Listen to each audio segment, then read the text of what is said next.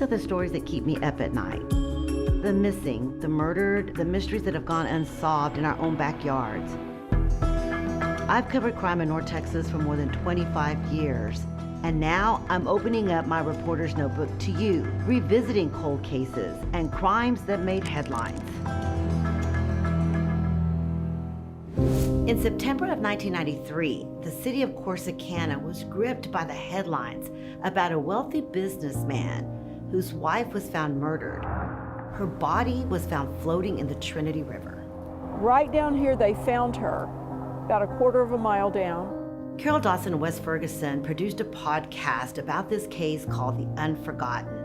Wes and I have, of course, documented everything. They shared documents they obtained with us, and they also talked to us about this case. 35-year-old Shelley Watkins was married to Jerry Mack Watkins. They had 2 little girls and lived in Corsicana. Her sister remembers Shelley as vibrant and loving. She made people laugh. She was a good soul. She was a good soul, a good mom. Watkins to this day owns Watkins Construction in Corsicana and lives in a mansion. On Labor Day night of 1993, Shelley Watkins had spent the day at the lake with her husband and a party celebrating Labor Day. According to court records, after a day of partying at Cedar Creek Lake, Jerry and Shelley had an argument at the lake that continued at their home and in their garage. Shelley made it clear to him that she was ready to leave him. She was leaving him on the spot, and she was going to go inside, wake up their 2 daughters, and take them with her. Jerry Mack told Shelley's family and police that he refused to let her take the girls. He says she walked off into the night and she was never seen alive again. He's denied he had anything to do with her death. We did try to get him to go on camera, but he didn't return any of our calls or emails. She would have never, ever stormed off into the night on foot without her children. Police say the next day, Jerry Mack took Shelley's car to get new tires and to get it cleaned. A few days later, Jerry Mack, according to police, took his wife's car to a dealership where he wanted new parts, and then he told them that she had spilt paint inside the vehicle. Like I say, he had replaced all that liner in there. I mean, who does that? Why would you do that? There was no paint spilled back. On September 13th, 7 days after her disappearance, fishermen found Shelley's body in the Trinity River. She was found in Henderson County, almost 40 miles away from home.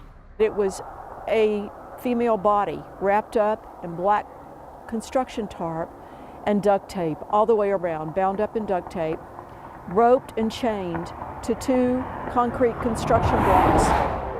It took 3 months for a judge to sign the warrant for a search of the home that Jerry Mack and Shelley shared. Once inside, police found that the garage had been freshly painted and the driveway had been newly paved. I lost my mind. I just lost my mind. I just couldn't function. In December of 1993, Jerry Mack Watkins was indicted for the murder of his wife in Henderson County, where her body was found. The case was led by prosecutor E. Ray Andrews, but the case took a drastic turn. Andrews was under investigation by the FBI for taking bribes in DWI cases. And then investigators caught him trying to solicit $300,000 from Jerry Mack Watkins to make his case go away. The DA was arrested, convicted, and went to prison. So a judge dismissed the case against Watkins because of Andrews' misconduct.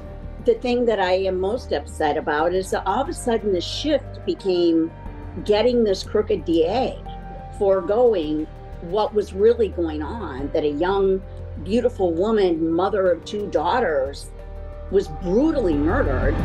There is DNA in this case, and a few years ago, with new technology, a new district attorney had it tested, but it did not match Jerry Mack Watkins.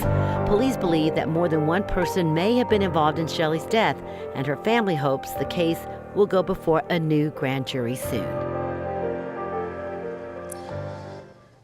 Wow, Rebecca has been covering these cases for decades, and if you have a crime you want her to look into, email rlopez@wfaa.com.